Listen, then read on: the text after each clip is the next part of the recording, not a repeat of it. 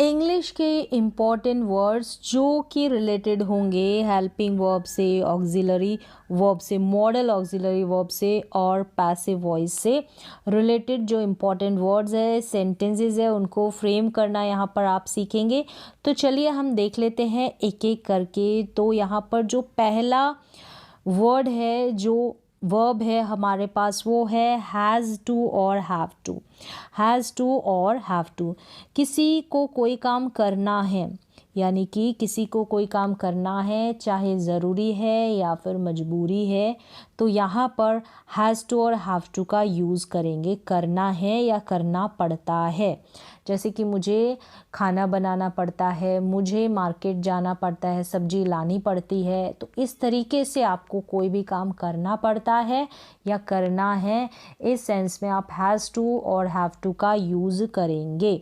यहाँ पर has to और हैव टू के बाद में आपको वर्ब की फर्स्ट फॉर्म का इस्तेमाल करना है। किसका? वर्ब की फर्स्ट फॉर्म का। हैज़ और हैव का इस्तेमाल कौन कौन से सब्जेक्ट के साथ करते हैं? जैसे कि अगर subject I, we, you, they plural subject हो जाएंगे, वहाँ पर हम हैव का इस्तेमाल करते हैं। अगर सब्जेक्ट सिंगुलर सब्जेक्ट हो जाएंगे, ही, शी, इट हो जाएंगे, तो वहाँ पर हमको हैज़ का इस्तेमाल करना है। सेंटेंसेस देखें, जैसे कि मुझे जाना है, मुझे जाना है या जाना पड़ता है, तो I have to go, I have to go. कोई काम ज़रूरी है, इम्पॉर्टेंट है, इसलिए कर रहे हैं या फिर मजबूरी में कर रहे हैं, तो हैज़ टू और हैव टू का इस्तेमाल। आई हैव टू गो, मुझे जाना है, मुझे पढ़ना है। यहाँ पर मुझे पढ़ना है आप कर लें कि उसे पढ़ना है, तो she has to study, she has to study, उसे पढ़ना है, शी हैज़ टू स्टडी। तो शी है इसलिए हैज़ टू। हमें खेलना है, we have to play, we have to play. तो इस तरीके से हैज़ टू और हैव टू का इस्तेमाल करेंगे अगर आपको कोई काम करना है, ज़रूरी है या मजबूरी है, वहाँ पर वर्ब की फर्स्ट फॉर्म के साथ। नेक्स्ट है, अगर पास्ट में, ये तो था प्रेजेंट में कोई काम करना पड़ता है या करना है, अगर पास्ट में आपको कोई काम करना पड़ा या करना था, तो वहाँ पर आप हैड टू का इस्तेमाल करेंगे अपनी मजबूरी को व्यक्त करने के लिए और उस काम की इम्पोर्टेंस को जताने के लिए कि ये काम मुझे करना पड़ा, ज़रूरी था, ठीक है, या फिर मजबूरी थी। तो मुझे पढ़ना पड़ा, मुझे पढ़ना पड़ा क्योंकि मेरे एग्ज़ाम्स थे, इसलिए मुझे पढ़ना पड़ा। तो I had to study, I had to study, past में कोई काम करना पड़ा। मुझे जाना पड़ा, I had to go, I had to go, मुझे जाना पड़ा। चलिए, has to, have to, had to का इस्तेमाल आपने सीख लिया। अब हैविंग टू, यानी कि कोई काम करना पड़ रहा है, सेम कॉन्टिन्यूअस टेंस के जैसे करना पड़ रहा है, तो हैविंग आ जाएगा। करना पड़ रहा था, तो वहाँ पर भी हैविंग टू आ जाएगा। तो हमको कैसे पता चलेगा कि प्रेजेंट का है, पास्ट का? हमको हैविंग टू से पहले अगर प्रेजेंट की बात है, तो वहाँ पर इज़, एम और आर का इस्तेमाल करना है। अगर पास्ट की बात है, तो वॉज और वर का इस्तेमाल करना है, वॉज और वर का इस्तेमाल करना है। तो हैविंग टू करना पड़ रहा है या करना पड़ रहा था। हैविंग टू के बाद में आपको वर्ब की फर्स्ट फॉर्म का इस्तेमाल करना है। इज, एम, आर टेंसेस के अकॉर्डिंग आ जाएंगे, वॉज, वर, ठीक है। उसे पढ़ना पड़ रहा है, उसे पढ़ना पड़ रहा है, ठीक है, इसको पढ़ रहा है, तो उसे पढ़ना पड़ रहा है, यानी कि यहाँ पर इज, एम, आर का यूज़ करेंगे। शी है इसलिए she is having to study, उसे पढ़ना पड़ रहा है। मुझे बोलना पड़ रहा है, तो I am having to speak, I am having to, I है इसलिए एम का यूज़ हुआ है। ये प्रेजेंट में कोई काम आपको करना पड़ रहा है, I am having to speak. तुमको खेलना पड़ रहा था, तुमको खेलना पड़ रहा था, ठीक है, पढ़ कर लें इसको। तुमको खेलना पड़ रहा था, you were having to play, तो यहाँ पर यू सब्जेक्ट है इसलिए वर का इस्तेमाल हुआ है। अगर वॉज वर का इस्तेमाल होता है तो पास्ट में कोई काम आपको करना पड़ रहा था। तो तुमको खेलना पड़ रहा था, you were having to play, तो वॉज वर के बाद में हैविंग टू का इस्तेमाल कर लेंगे। तो इससे पहले इज, एम, आर का इस्तेमाल हम कौन कौन से सब्जेक्ट के साथ करते हैं पता होना चाहिए। वॉज वर का इस्तेमाल हम कौन कौन से सब्जेक्ट के साथ करते हैं पता होना चाहिए। चलिए, is, am, are, is am are का यूज़ देखेंगे, विद वर्ब और विदाउट वर्ब इसका इस्तेमाल देखेंगे। सबसे पहले हम सिंपल सेंटेंसेस में बिना वर्ब के, बिना क्रिया के इज एम आर को लेकर सेंटेंसेस बनाते हैं।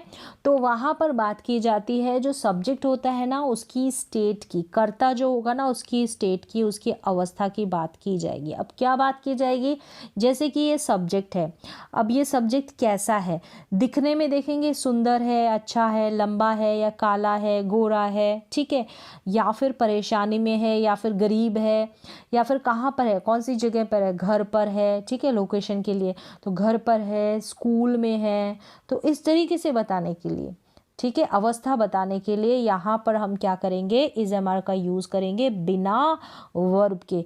जैसे कि वह घर पर है, वह सब्जेक्ट कहाँ पर है, घर पर है, तो he is at home, he is at home, is am are के बाद में कोई वर्ब नहीं लगेगी।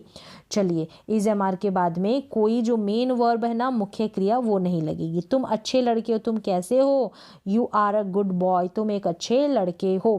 तो यहाँ पर इज एम आर का इस्तेमाल जो स्टेट है ना, अवस्था है ना, वो बताने के लिए हुआ है। जो सब्जेक्ट की स्टेट है, सब्जेक्ट की अवस्था है, सब्जेक्ट कैसा है, उसके बारे में बताने के लिए हमने इज एम आर का यूज़ किया। ये तो बना लिए हमने सिंपल सेंटेंसेस। आप और बना सकते हैं कि राम जो है वो बहुत होशियार है, इंटेलिजेंट है, गरीब है, अमीर है, इस तरीके से आप बना सकते हैं। चलिए, अब टेंसेस वाले वाक्यों में हम देख लेते हैं। अगर इज एम आर आ जाते हैं तो ये कॉन्टिन्यूस टेंस हो जाते हैं, प्रेजेंट का कॉन्टिन्यूस टेंस। तो यहाँ पर हम वर्ब के साथ आईएनजी इंक्लूड कर देते हैं। मैं खेल रहा हूँ, आई एम प्लेइंग, वह पढ़ रहा है तो he is reading, he is reading, तुम बोल रहे हो तो यू आर स्पीकिंग। तो यहाँ पर आपने देखा इज एम आर का यूज़ है, यहाँ पर मेन वर्ब का इस्तेमाल हो रहा है और मेन वर्ब के साथ आईएनजी लगा है, मतलब आईएनजी वाली वर्ब्स यहाँ पर लग रही है, ठीक है। तो इस तरीके से आप इज एम आर का यूज़ कर लेंगे वर्ब के साथ, क्रिया के साथ, और बिना क्रिया के विदाउट वर्ब भी आपने यूज़ देख लिया है जहाँ पर स्टेट की बात की जाती है। और यहाँ पर जो है प्रेजेंट कॉन्टिन्यूस टेंस की जैसे हम सेंटेंसेस को बनाएंगे इज एम आर को लेकर। चलिए नेक्स्ट देखें, अब इसी का हम पैसिव भी बना लेते हैं।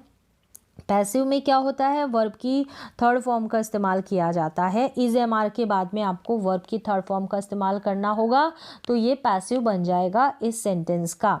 देखिए खाना पकाया जाता है, कोई काम किया जाता है तो food is cooked, food is cooked, खाना पकाया जाता है, फूड इज़ कुक्ड। क्रिकेट खेला जाता है, cricket is played, cricket is played. तो इस तरीके से आप पैसिव बना लेंगे इज एम आर को लेकर। नेक्स्ट देखें, यहाँ पर अबाउट टू का इस्तेमाल होने वाला है या होने वाला था। प्रेजेंट और पास्ट में कोई काम होने वाला था तो पास्ट में होने वाला है, तो प्रेजेंट में आप अबाउट टू का यूज़ कर लेंगे। अबाउट टू से पहले आपको टेंसेस के अकॉर्डिंग इज एम आर का यूज़ करना है, प्रेजेंट की बात है, और पास्ट की बात है तो वॉज वर्ब का यूज़ करना है। जैसे कि मैं पढ़ने वाला हूँ, कोई जो पर्सन है किसी काम को करने वाला है, तो उस सेंस में मैं पढ़ने वाला हूँ, I am about to study, I am about to study. वह खेलने वाला है तो he is about to play, he is about to play. About to कोई किसी काम को करने वाला, वो खेलने वाला था, ऐसा अगर हम पास्ट में बनाएं तो he was about to play, वह खेलने वाला था, तो he was about to play. तो वॉज वर्ब और इज एम आर का यूज़ करेंगे तो इससे पता चल जाएगा कि हम जो है टेंसेस के अकॉर्डिंग हम सेंटेंस कौन सा बना रहे हैं। अब शुड मतलब चाहिए, शुड जो मॉडल वर्ब है, चाहिए। अगर आपको एडवाइस के सेंस में चाहिए यूज़ करना है तो शुड का यूज़ करें। तुम्हें पढ़ना चाहिए, यू शुड स्टडी। यहाँ पर शुड के बाद में आपको वर्ब की फर्स्ट फॉर्म का इस्तेमाल करना है। किसी को कोई काम करना चाहिए इस सेंस में, यू शुड स्टडी, तुम्हें पढ़ना चाहिए, उसे खेलना चाहिए, he should play, he should play. तो शुड मतलब कि चाहिए, और शुड के बाद में आपको वर्ब की फर्स्ट फॉर्म का इस्तेमाल करना है। अगर शुड हैव आ जाता है तो चाहिए था, चाहिए था, ये सेंस निकल जाएगा। चाहिए था कि किसी व्यक्ति को कोई काम करना चाहिए था। तो हैव के बाद में अगर कोई मॉडल वर्ब आएगी ना, उसके बाद में अगर हैव आता है, अगर मेन वर्ब लगाते हैं तो थर्ड रूप में आएगी, क्रिया का तीसरा रूप आएगा। तुम्हें जाना चाहिए था, you should have gone. Should have के बाद में देखिए गॉन लगा है, थर्ड फॉर्म है। तुम्हें खेलना चाहिए था, you should have played. Played, should have के बाद में प्लेड लगा है, किसी को कोई काम करना चाहिए था तो शुड हैव और वर्ब की थर्ड फॉर्म इस मॉडल ऑक्सिलरी वर्ब का आप यूज़ कर लेंगे। शुड हैव टू, करना ही चाहिए, किसी को कोई काम करना ही चाहिए, ऐसे हम यूज़ करेंगे। यहाँ पर वर्ब शुड हैव टू के बाद में वर्ब की फर्स्ट फॉर्म का यूज़ करेंगे। उसे जाना ही चाहिए, किसी को कोई काम करना ही चाहिए तो he should have to go, उसे जाना ही चाहिए। तुम्हें पढ़ना ही चाहिए, you should have to study, you should have to study. अब देखें मस्ट वाले सेंटेंसेस, मस्ट ऑक्सिलरी वर्ब जो है पक्का या फिर कह सकते हैं ज़रूर करना चाहिए, पक्का या फिर ज़रूर। अगर पक्का या ज़रूर किसी को कोई काम करना चाहिए तो वहाँ पर आप मस्ट का यूज़ कर लेंगे। तुम्हें पक्का खेलना चाहिए, यू मस्ट प्ले। यहाँ पर मस्ट के बाद में क्या करेंगे, वर्ब की फर्स्ट फॉर्म का इस्तेमाल कर देंगे, यू मस्ट प्ले, तुम्हें पक्का खेलना चाहिए। उसे ज़रूर जाना चाहिए, he must go, he must go, उसे ज़रूर जाना चाहिए, ही मस्ट गो। चलिए मस्ट यानी पक्का, ज़रूर। चलिए मस्ट हैव, ज़रूर होगा, ज़रूर होगा, यानी यहाँ पर मस्ट हैव के बाद में ज़रूर होगा। हिंदी में किसी के पास कोई चीज़ ज़रूर होगी, पक्का होगी, इस सेंस में हम यूज़ करेंगे। उसके पास ज़रूर कार होगी, उसके पास ज़रूर जो है क्या होगी, कार होगी, पक्का कार होगी, तो मस्ट हैव और फिर कार लिखेंगे हम, ना कि वर्ब। ठीक है, he must have a car, उसके पास ज़रूर कार होगी। उसके पास पक्का कंप्यूटर होगा तो he must have a computer. Must have के बाद में यहाँ पर वर्ब नहीं है, क्रिया नहीं है, किसी के पास कोई चीज़ है ये बताने के लिए पक्का या ज़रूर के सेंस में हमने मस्ट हैव का यूज़ किया है। अब चलिए कुड नॉट को देखें। कुड नॉट यानी नहीं कर सका या कोई व्यक्ति किसी काम को नहीं कर पाया तो कुड नॉट का इस्तेमाल करेंगे। मैं अंग्रेज़ी नहीं बोल पाई या मैं अंग्रेज़ी नहीं सीख सका तो I could not speak English, I could not speak English. मैं उसकी मदद नहीं कर पाया, I could not help him, I could not help him. चलिए अब देखें कुड बी हो सकता है, कोई व्यक्ति कहीं पर हो सकता है, पॉसिबिलिटी दिखाने के लिए कहीं पर हो सकता है या कुछ हो सकता है, जैसे कि यह खतरनाक हो सकता है, ऐसी पॉसिबिलिटी है। किसी चीज़ की बात करें कि ये जो है ये खतरनाक हो सकता है, कोई एनिमल भी हो सकता है, ठीक है, और नॉन लिविंग थिंग्स भी हो सकती है, तो यह खतरनाक हो सकता है। It could be dangerous, could be के बाद में यहाँ पर कोई क्रिया नहीं लिखेंगे, जो भी हो सकता है, जिस भी चीज़ की होने की संभावना है खतरनाक होने की, तो यहाँ पर वो लिखा है डेंजरस, ना कि कोई verb. It could be dangerous. वह चोर हो सकता है तो संभावना है उसके चोर होने की अधिक, तो he could be thief, he could be a thief, वह चोर हो सकता है, he could be a thief. तो इस तरीके से आप यूज़ कर लेंगे, he could be a thief. चलिए संभावना के लिए कोई कुछ हो सकता है या कहीं हो सकता है, तो चोर होने की संभावना है यहाँ पर। वुड प्रेजेंट में अगर गा गेगी से वाक्य की एंडिंग होती है तो वहाँ पर हम वुड मॉडल का यूज़ करेंगे, जैसे कि मैं पढ़ाई करूँगा, I would study, I would study, मैं पढ़ाई करूँगा। अभी प्रेजेंट की बात है कि अभी मैं पढ़ाई करूँगा तो आई वुड स्टडी, लेकिन जब हम फ्यूचर में गा गेगी के सेंस का यूज़ करेंगे तो मैं कल पढ़ाई करूँगा, ये वाला सेंस निकलता, तो आई विल स्टडी टुमारो। तो देखें दोनों में गा गेगी से वाक्य की एंडिंग हो रही है, वुड और विल में। विल का यूज़ हम फ्यूचर के लिए करते हैं, फ्यूचर में कोई व्यक्ति किसी काम को करेगा, प्रेजेंट में कोई व्यक्ति किसी काम को करेगा तो वुड का यूज़ कर देंगे। हैज़ और हैव यानी कि किसी के पास कुछ है इस सेंस में, तो यहाँ पर हैज़ और हैव के बाद में हम वर्ब नहीं लिखेंगे, क्रिया नहीं लिखेंगे। जैसे कि उसके पास कंप्यूटर है तो शी हैज़ अ कंप्यूटर, मेरे पास पैसे हैं, आई हैव मनी। तो इस तरीके से हैज़ और हैव का हमने इस्तेमाल किया। यहाँ पर कंप्यूटर होने की बात की हमारे पास, यहाँ पर मनी होने की बात की हमारे पास, तो मनी और कंप्यूटर कोई क्रिया नहीं है। तो किसी व्यक्ति के पास कोई चीज़ है तो ये बताने के लिए हमारे पास प्रेजेंट में हैज़ हैव है और पास्ट में हमारे पास हैड है। पास्ट में हमारे पास हैड है यानी कि पास था, तो मेरे पास कार थी, आई हैड अ कार। तो यहाँ पर हैज़ हैव और हैड के बाद में क्रिया का इस्तेमाल नहीं हुआ है, किसी के पास कोई वस्तु होने की बात कही गई है। अब देखिए हैज़ बीन और हैव बीन, किया जा चुका है। हैज़ बीन और हैव बीन यानी कि किया जा चुका है, ये पैसिव में बनेंगे।